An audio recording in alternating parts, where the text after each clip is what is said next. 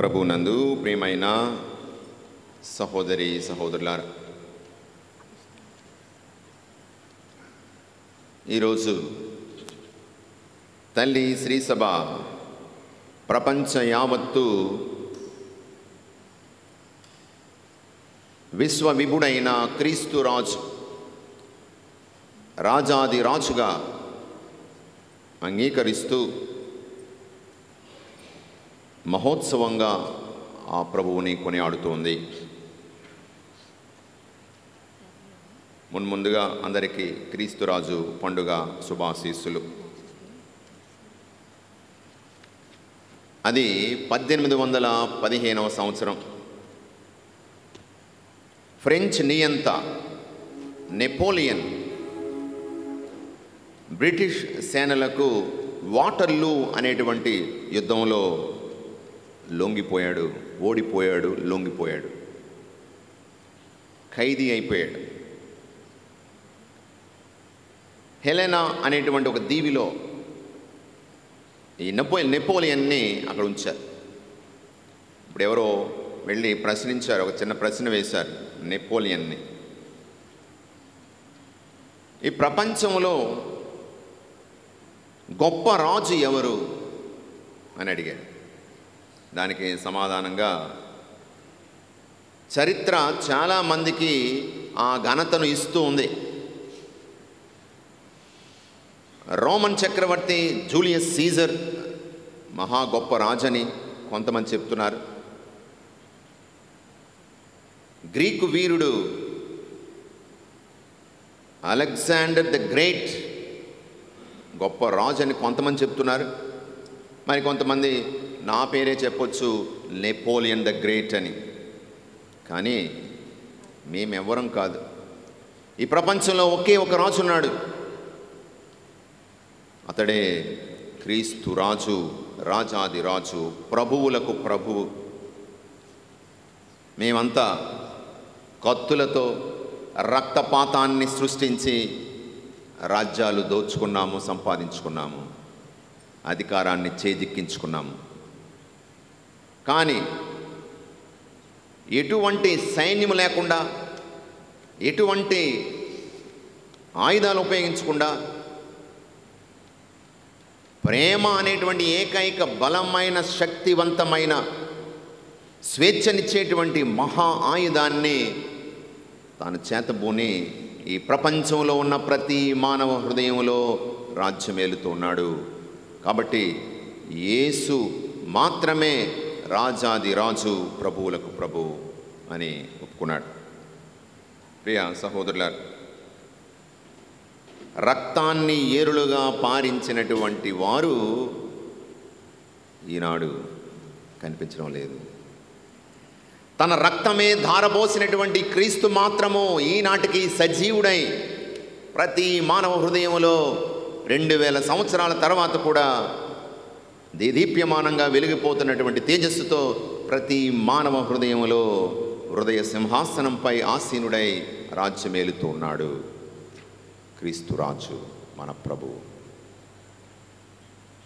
ప్రియ సహోదరులారా, మానవ చరిత్ర అంతా కూడా రక్తపు మరకలతో తడిసి ముద్దయిపోయింది. చరిత్ర పుటలన్నీ కూడా ఈ రక్తంలో నానిపోయాయి. ఏ దేశ చరిత్ర చూసినా ఏమున్నది గర్వకారణం? నరజాతి చరిత్ర సమస్తం పరపీడన పరాయణత్వం.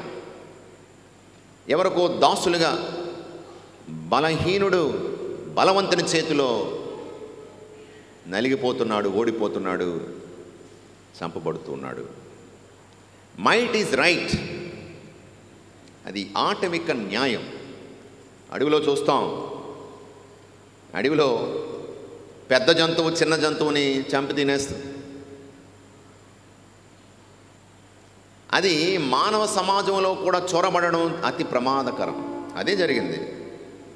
ఎక్కువ సైన్యం ఉన్నటువంటి వారు తక్కువ సైన్యం ఉన్నటువంటి వారిని, పెద్ద దేశాలు చిన్న దేశాలని ఓడించి సొంతం చేసుకొని దోచుకొని ఆ విధంగా ఆక్రమించుకొని దురాక్రమణ చరిత్ర పుటల్లో మనం చూస్తున్నాం. కానీ ఈనాడు రోమన్లు లేరు, గ్రీకులు లేరు, గ్రీకు రాజులు లేరు. బ్రిటిష్, ఒకప్పుడు రవి అస్తమించిన బ్రిటిష్ సామ్రాజ్యం అనుకున్నటువంటి వారు, ఆ రాచరికం లేదు. French, Dutch, Portuguese. మరి భారతదేశానికి వచ్చినట్లయితే మహమ్మదులు, గోరీలు, గజనీలు, ముఘల్స్, ఇక గుప్తులు, మౌర్యులు, శాతవాహనులు. మన ఉత్తరాంధ్రలో బొబ్బిలి, విజయనగరం. ఇప్పుడు రాచరికాలు లేవు, సింహాసనాలు లేవు, అధికారాలు లేవు. ప్రస్తుతం అంతా ప్రజాస్వామ్యమే. అక్కడికి వెళ్తే మనకేం, విజయనగరం అది కోట అంతా కూడా, భవనం అంతా ఏమైంది ఇప్పుడు? బీఈడి, ఎంఈడి కాలేజీలు అయిపోయింది. కొన్ని అయితే హోటల్స్ లాగా మార్చేశారు, ఒక మ్యూజియంస్ లాగా మార్చేశారు.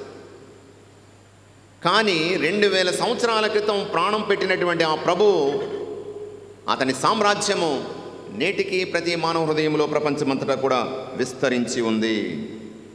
క్రీస్తు రాజాది రాజు, సార్వభౌముడు. ప్రధాన అర్చకులు, ధర్మశాస్త్ర బోధకులు యేసుని ఒక దేవద్రోహిగా, దేశద్రోహిగా నింద వేసి పిలాతు ముందు తీర్పు కోసం నిలబెట్టారు. పిలాతు అడుగుతున్నాడు, నీవు యూదుల రాజువా అని అడుగుతున్నాడు. నీవన్నట్టే, నీవన్నట్టే. కానీ నా రాజ్యము ఈ లోక సంబంధమైనది కాదు, నా రాజ్యము పరలోక సంబంధమైనది.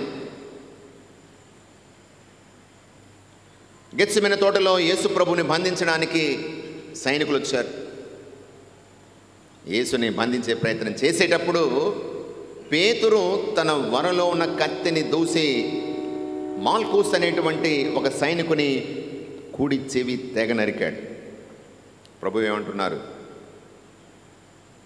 పేతురు, నీ కత్తిని వరలో పెట్టు. కత్తి చేత పట్టిన వాడు కత్తితోనే చచ్చిపోతాడు. ఈ క్షణమే నా తండ్రిని కోరితే వేలుగా సైనికులను పంపించి నా కోసము పోరాడడానికి, నా పక్షాన పోరాడేవారు కదా. అయినా ఇది దేవుని చిత్తం కాదు. క్షమించడం అంటే ఏంటి? నన్ను ఎవరో కొట్టేస్తే తిరిగి నేను కొట్టలేక క్షమించాను పో అనడమా? అదా క్షమాపణ? ప్రతీకారం తీర్చుకోగలిగిన శక్తి ఉన్నప్పటికీ క్షమించడం, అది నిజమైన క్షమాపణ. చేతగాక కాదు, అది చేతగాక క్షమించడం కాదు, చేతనై ఇంకా క్షమించడం. అది ప్రియ సహోదరులారా, ప్రభు క్రీస్తు రాజాది రాజు. మరి రాజు యొక్క బాధ్యతలు 3 ఉన్నాయి: పోషణ, రక్షణ, తీర్పు తీర్చడం. మొదటిగా రాజు పోషకుడు, పోషించాలి. రాజ్యం సుభిక్షంగా ఉండాలి. కడుపు నిండా తిండి, కంటి నిండా నిద్ర, ఒంటి నిండా బట్ట. ప్రజలకు ఆహారాన్ని అందించాలి. కాబట్టి రకరకాల ప్రణాళికలు, ప్రాజెక్ట్స్, మరి వ్యవసాయ సంబంధమైనటువంటి ప్రణాళికలు వేసి ప్రజలందరికీ కూడా సుభిక్షంగా ఉండాలి, పోషించాలి. మరి యేసు ప్రభు శారీరక భోజనాన్ని ఇచ్చాడు. 5 రొట్టెలతో 2 చేపలతో 5,000 మందికి సంతృప్తిగా భోజనం పెట్టాడు. అందరూ సంతృప్తి భోజనం తిన్న తర్వాత, కడుపులు నిండిన తర్వాత యేసుని వెంబడిస్తున్నారు. యేసుని పడవల్లో కాలినడకన యేసు ఎక్కడికి వెళ్ళిపోయాడు అని వెతుకుతున్నారు. ప్రభు ఏమన్నాడు? రొట్టెలతో మీ పొట్టలు నిండాయన కదా నా వెంటబడుతున్నారు. అశాశ్వతమైనటువంటి భోజనం గురించి మీరు తప్పించవద్దు. నేనే రొట్టెలు ఇస్తానని కాదు, నేనే రొట్టెను, నేనే జీవాహారాన్ని, మీరు నన్ను భుజించండి. పరలోకం నుండి దిగి వచ్చిన జీవము గల ఆహారమును నేనే, నన్ను భుజించువాడు శాశ్వతంగా జీవిస్తాడు, నా రక్తము పానము చేయవాడిని అంతిమ దినమున లేపుతాను. కాబట్టి ప్రియమైన సహోదరులారా, యేసు ప్రభుని వాళ్ళందరూ కూడా రొట్టెల రాజుగా చూశారు. కానీ ప్రభు అంటున్నాడు, నేనే రొట్టెను, నన్ను పూజించమంటున్నాడు. యేసు తన యొక్క వాక్కు ద్వారా, తన శరీర రక్తాల ద్వారా తన ప్రజలను పోషిస్తున్నాడు, నింపుతున్నాడు, బలపరుస్తున్నాడు. ఇక రెండవది, రాజు సంరక్షకుడు, రక్షకుడు. Is a protector, is a saviour. ప్రజలు, రాజ్యము సురక్షితంగా ఉండాలి. రక్షణ, సంరక్షణ ఆ రాజు యొక్క బాధ్యత. ఒక పాత సినిమా ఉంది, సువర్ణ సుందరి అనే పాత సినిమా ఉంది. చాలామంది చూసే ఉంటారు. ఇప్పుడు కాదు, ఇప్పుడు 40-50 సంవత్సరాల క్రితం సినిమా. అందులో ఒక రాజ్యంలో మంత్రి గారు ప్లేస్ ఖాళీగా ఉంటుంది. కొత్తగా మంత్రిని ఎంపిక చేసుకోవాలి. చాలా తెలివైన వాడే ఉండాలి మంత్రి. కాబట్టి చాలామంది వస్తున్నారు, వారికి పరీక్షలు పెడుతున్నారు రాజుగారు. ఎవరైతే సరైన సమాధానం చెప్తారో వారికి ఆ మంత్రి పదవిని ఇవ్వడం కోసం చూస్తున్నారు. ఒక యువకుడు వస్తాడు, మారు వేషంలో ఉన్నటువంటి హీరోయిన్ గారు పురుషుడిగా వేషం వేసుకొని వస్తారు. సరే, రాజుగారు ప్రశ్న వేస్తాడు. ఒక సూటి ప్రశ్న, 2-3 ప్రశ్నలు వేస్తాడు. అందులో ఒక ప్రశ్న ఏంటంటే, రాజుకి ప్రజలకి ఉన్నటువంటి సంబంధం ఎలాంటిది? ఒక షరతు, మాట్లాడకుండా చెప్పాలి సమాధానం.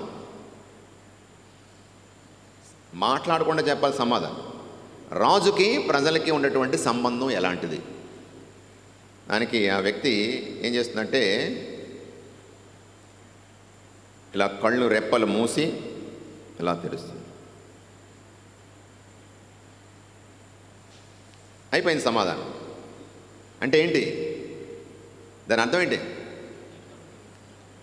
రాజు ప్రజలను తన కంటికి రెప్పలా కాచి కాపాడేవాడు. అది రాజుకి ప్రజలకు ఉన్నటువంటి బంధం. కనుపాపలను చంటి పాపల్లాగా కాచి కాపాడే వ్యక్తి ఇదిగో రాజు. ప్రియ సహోదరులారా, రాజు బహిర్గత శక్తుల నుండి, బయట నుంచి వచ్చేటువంటి శత్రువుల నుండి ప్రజలను కాపాడాలి. అలాగే అంతర్గతమైనటువంటి శక్తుల నుండి ప్రజలను కాపాడాలి. బలవంతులు బలహీనుల్ని అణచివేసేటువంటి వారు ఉంటారు. అంతర్గతంగా కొన్ని శక్తులు, దుష్ట శక్తులు అమాయకుల్ని బలిగొనేటువంటి పరిస్థితి ఉంటుంది. కాబట్టి అంతర్గత దుష్ట శక్తుల నుండి కూడా ప్రజల్ని సంరక్షించాలి, రాజుగారి పని. ఇక మొదటి పట్టణంలో మనం చూస్తాము, నేనే కాపరిని, నేను నా గొర్రెలను నేనే మేపుతాను, వారు వీరు కాదు. అందులో బలహీనమైనటువంటి గొర్రెలని బలిష్టమైన గొర్రెలు తమ కాళ్ళ కింద తొక్కి చంపేస్తున్నాయి. కాబట్టి ఆ బలిష్టమైన గొర్రెలను శిక్షిస్తాను, బలహీనమైనటువంటి గొర్రెలను నేను రక్షిస్తాను, వారి గాయాలకు కట్టుకట్టి ఇదిగో నేను సురక్షితంగా వారిని కాపాడుకుంటాను. కాబట్టి దేవుడు, ప్రభువు, నేనే మంచి కాపరిని, నా గొర్రెల కోసం నా ప్రాణాన్ని పెడతాను. ఒక గొర్రెల కాపరి తోడేళ్ల నుండి ఏ క్రూర జంతువులు, ఏ పులో, సింహము, వాటి నుండి తమ గొర్రెలను కాపాడుకోవడం కోసము అవసరమైతే ఆ యొక్క తోడేలతో లేకపోతే ఆ పులితో, సింహంతో పోరాడుతాడు. ఆ ప్రయత్నంలో ప్రాణం కూడా పోవచ్చు, కానీ తన గొర్రెలను కాపాడడం కోసము ఎంతో ప్రయత్నం చేస్తాడు. రాజుగారు రాచరికం ఎలా ఉంటుందంటే, తన సైన్యము మరొక సైన్యంతో, మరొక దేశంతో యుద్ధానికి వెళ్ళినప్పుడు ఆ సైనికులు గెలిస్తే, విజయం సాధిస్తే ఆ పేరు ఎవరికి వస్తుంది? ఎవరికి వస్తుంది? రాజుగారికి వస్తుంది. ఆ ప్రాణాలు పోగొట్టుకొని అంత శ్రమించి అంత కష్టపడితే పేరంతా రాజుగారు కొట్టేస్తారు, క్రెడిట్ అంతా రాజుగారు కొట్టేస్తారు. అదే ఓడిపోయాను అనుకోండి, సైన్యం ఓడిపోయింది అనుకోండి, సైనికులందరూ చచ్చిపోతారు. రాజుగారు మాత్రం ఇదిగో శరణు శరణు దాసోహం, నన్ను క్షమించండి, ఇదిగో నేను మీకు దాసుణ్ణి, నా రాజ్యం అంతా నేను కల్పేసుకోండి అని ప్రాణభిక్ష పెట్టండి అని అడుక్కుంటాడు, బతికిపోతాడు. కానీ మన రాజు క్రీస్తు తన ప్రజలమైనటువంటి మన కోసము మన ముందుండి సిలువ ఆయుధాన్ని ధరించి సిలువ మీద మరణించి సమాధి చేయబడి మూడవ రోజు సజీవంగా లేచి మన శత్రువైన తోడేలైనటువంటి ఆ సైతానుతో ఒంటరిగా పోరాటం చేసి విజయాన్ని సాధించిన ప్రభు మన ప్రభు. రాజులు ప్రజల ప్రాణాలని పణంగా పెడతారు, కానీ మన ప్రభువు మన కోసము తన ప్రాణాన్ని పణంగా పెట్టి మన రక్షించుకున్నాడు, కాపాడుకున్నాడు. దేవుని కోసము మనల్ని ఒక యాజక సంఘంగా సిద్ధపరిచాడు. కాబట్టి మన రాజు గొప్ప రాజు. ఆ ప్రభువు శ్రామికుడు, రక్షకుడు, అధికారి, సేవ చేసే అధికారి. నేను సేవలు అందుకోవడానికి రాలేదు, సేవ చేయడానికి వచ్చాను.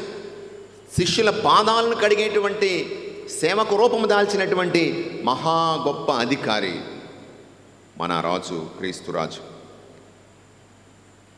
మనకు స్వస్థతనిచ్చే పరమ వైద్యుడు, పాప బంధనాల నుండి, ముఖ్యంగా పిశాచ శక్తుల నుండి మనల్ని రక్షించేటువంటి, దుష్ట శక్తుల నుండి రక్షించేటువంటి గొప్ప విడుదలనిచ్చే స్వేచ్ఛాకారుడు మన ప్రభు.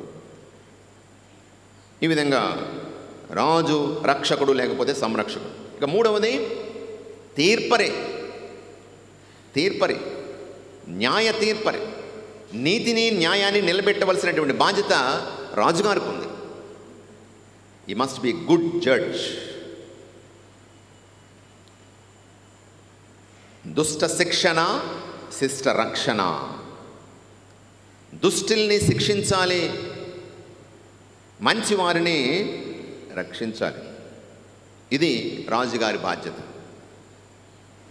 నీతి న్యాయాన్ని నిలబెట్టాలి.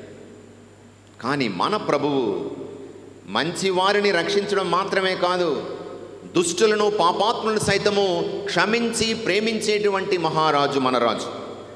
His love goes beyond law. The law says the culprits must be punished, the innocent must be protected. But his love goes beyond this law, that he goes on to love and to forgive even the wrongdoers. ఇదిగో వ్యభిచారంలో పట్టుబడినటువంటి స్త్రీ కాళ్ళ ముందు ఉంది, కన్నీరు కారుస్తుంది, ప్రాణ భయంతో ఆ ప్రాణాన్ని అరచేతుల్లో పట్టుకొని రాళ్ల దెబ్బలకు ఇక ప్రాణం పోయేటువంటి ఆ పరిస్థితుల నుండి ఇదిగో ఆ క్రూరులైన యూదుల యొక్క చేతుల్లోంచి ఆ ప్రభువు కాపాడుకున్నాడు. ఆమెకు ప్రాణభిక్ష పెట్టాడు. అమ్మా, ఎవరూ శిక్షించలేదా? లేదు ప్రభు, నేను కూడా నిన్ను శిక్షించను, ఇక పాపం చేయకు. మన రాజు ఎంత దయామయుడు, కరుణామూర్తి, కారుణ్యమయుడు. మరి ఆ ప్రభువు యొక్క హస్తాల్లోనికి మనల్ని మనం సమర్పించుకుందాం.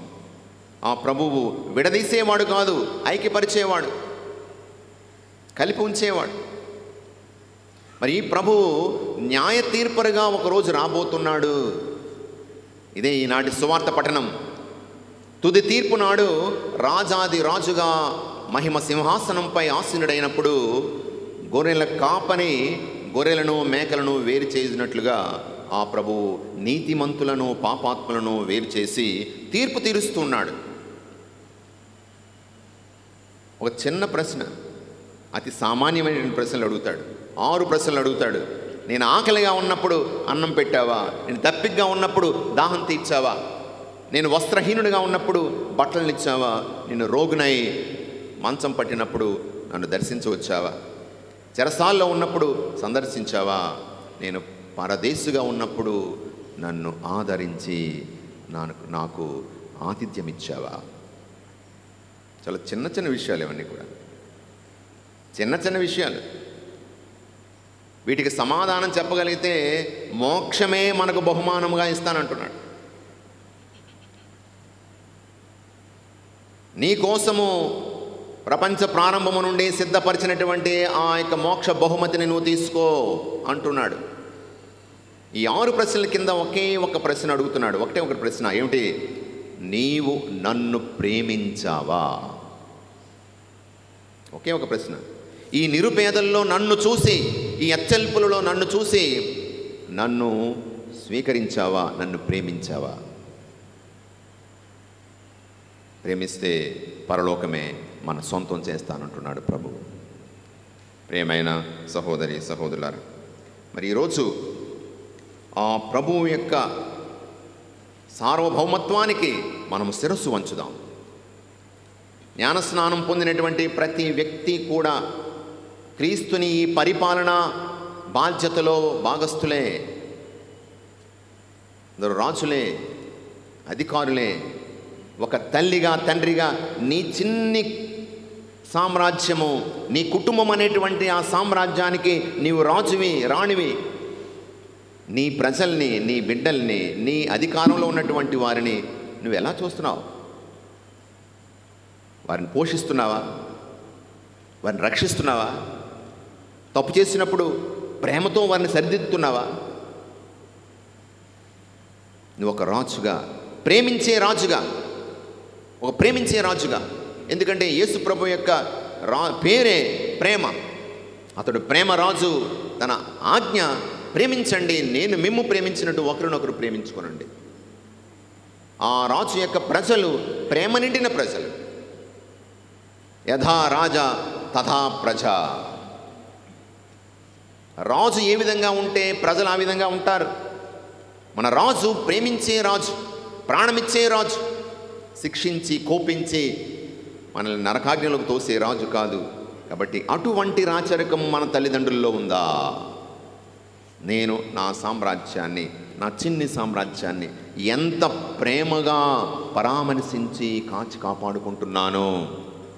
బయట శత్రువుల నుండి వారిలో ఉన్నటువంటి లోపాలు సరిచేస్తూను, ఒక ఉపాధ్యాయునిగా, ఒక సంఘ అధికారిగా, సంఘ పెద్దగా, ఒక ఉద్యోగిగా నేను ఆ రాచరికం, ప్రేమ నిండిన రాచరికాన్ని నేను ప్రజలకు అందిస్తున్నానా? ఆత్మపరిశీలన చేసుకుందాం ప్రజలారా, ప్రియులారా. మరి ఈరోజు నన్ను నడిపించేది ఎవరు? నేను ఎవరి చేతుల్లో ఉన్నాను? ఎవరు నన్ను నడిపిస్తున్నారు? ఏ శక్తి నన్ను ముందుకు నడిపిస్తుంది? డబ్బా, అధికారమా, ఇంకేమైనా? లేక క్రీస్తు రాజు నన్ను నడిపిస్తున్నాడా? మీ రాజ్యము వచ్చునుగాక, మీ చిత్తము పరలోకమందు నెరవేరినట్లు భూలోకమందు నెరవేరునుగాక అని పరలోక ప్రార్థనలో మనం ప్రార్థన చేస్తున్నాం. అయితే నేను ఎవరి రాజ్యాన్ని నేను నిర్మిస్తున్నాను? ఎవరి చిత్తాన్ని జరిగేలాగా నేను చూస్తున్నాను? ఎవరి చిత్తం? నా చిత్తమా, దేవుడి చిత్తమా? నేను నా చిన్ని సామ్రాజ్యాన్ని నేనే నిర్మించేసుకుంటున్నానా, లేకపోతే దేవుని యొక్క రాజ్యాన్ని నిర్మించడానికి ప్రయత్నం చేస్తున్నానా? ఏమిటి దేవుని రాజ్యం అంటే? పునీత పౌలుడు రోమాపౌలులకు రాసిన లేఖలో చెప్తున్నాడు, 14వ అధ్యాయం 17వ వచనంలో, దేవుని రాజ్యం అనగా తినుట త్రాగుట కాదు, పవిత్రాత్మ వసగు నీతి, శాంతి, సమాధానము, సంతోషము. అది ఆ నీతిని, ఆ శాంతి, సంతోషాన్ని నేను నిర్మిస్తున్నానా? నీతిగా జీవించిన వాడికి కష్టాలు ఎదురవ్వచ్చు. నీతిగా జీవించిన వాడికి కష్టాలు ఎదురవ్వచ్చు. కానీ ఆ విధంగా వచ్చినటువంటి నీతిగా జీవించడం వలన దెబ్బలు తినవలసి వచ్చినా కొన్నిసార్లు, ఎందుకంటే అందరికీ ఇష్టం ఉండదు మనం చేసినటువంటి నీతిగా చేసిన పనులు. కొంతమందికి ఇష్టం ఉండదు. రాతలు రాస్తూ ఉంటారు, ఏదేదో మాట్లాడేస్తూ ఉంటారు, ద్వేషాన్ని వెళ్ళగక్కుతూ ఉంటారు, రహస్యంగా మంతనాలు చేస్తూ ఉంటారు, మన పేరు ప్రతిష్టలు పాడు చేయడం ప్రయత్నం చేస్తూ ఉంటారు. నీతిగా జీవించేటప్పుడు కొన్నిసార్లు మనకు ఇబ్బందులు ఎదురవుతాయి. పద్ధతి ప్రకారంగా వెళ్ళే వాళ్ళకి కొంతమందికి ఇష్టం లేకపోతే లేనిపోని అక్షంతలు వేస్తూ ఉంటారు, రకరకాల మాటలు అంటుంటారు. కానీ నీతిగా నేను జీవించాను అనేటువంటి ఆ ఆత్మ సంతృప్తి, దానివల్ల వచ్చే సంతోషము నిజమైన సంతోషం. నా రెక్కలు ముక్కలు చేసుకొని నీతిగా నిజాయితీగా నేను సంపాదించాను.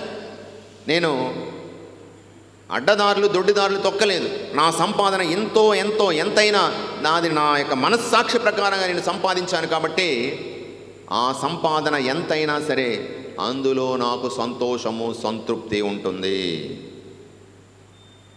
అది యేసు రాజ్యాన్ని స్థాపించడం అంటే.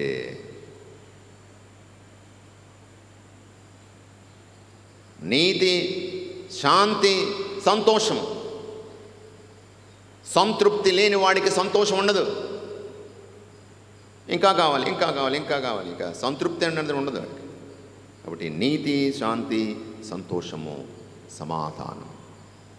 మరి అటువంటి నీతి, శాంతి, సంతోషము మనకు కావాలి. అది ఇచ్చే ప్రభు క్రీస్తు మాత్రమే. సర్వశక్తులకు అధికారి అయినటువంటి ఆ ప్రభు. దేవుడు చెప్తున్నాడు, ప్రభు చెప్తున్నాడు, మొదట ఆ ప్రభుని యొక్క రాజ్యమును నీతిని వెదకండి, ఈ శారీరకమైనటువంటి భౌతికమైన వస్తువులన్నీ కూడా మీకు సమకూరుతాయి. ప్రార్థన చేసుకుందాం. కృపగల సర్వేశ్వర, కరుణగల తండ్రి, నీ కుమారుడు క్రీస్తే మా కాపరి, ప్రేమ నిండిన రాజు, ప్రేమాజ్ఞను ఇస్తూ నేను మిమ్ము ప్రేమించినట్లు ఒకరినొకరు ప్రేమించుకొనుడని మాకు తెలిపిన ప్రభువు, తన ప్రాణమే మా కోసము దారబోసిన ప్రభువు, సేవకుడైన రాజు మా రాజు.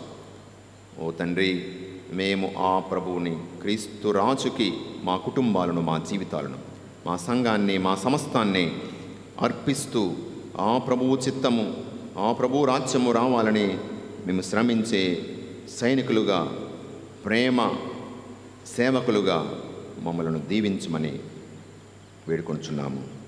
మా ప్రభువైన క్రీస్తు ద్వారా ఈ మనవి చేయుచున్నాం తండ్రి.